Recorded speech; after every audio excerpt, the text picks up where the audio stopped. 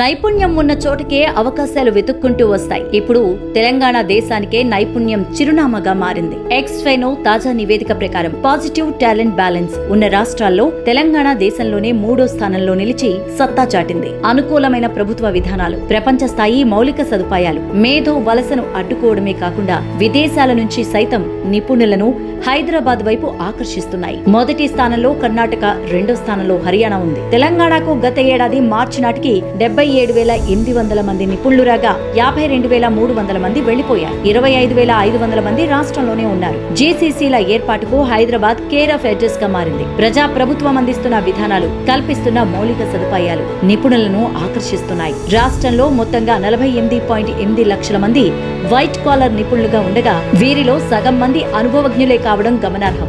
IT రంగం 39% వాటాతో మొదటి స్థానంలో ఉంది. ఏడాదికి 1,00,000 మంది ఇంజనీరింగ్ పట్టా తీసుకుంటున్నారు. బెంగళూరు నుంచి 4 లక్షల మంది నిపుణులు హైదరాబాద్ రావడానికి ఆసక్తిని చూపిస్తున్నారు. అమెరికా నుంచి కూడా టాలెంట్ వస్తోంది. ఇవన్నీ కలిపి తెలంగాణను గ్లోబల్ హబ్ గా మార్చడం ఖాయమని ఎక్స్ఫెనో రిపోర్టు వెల్లడించింది.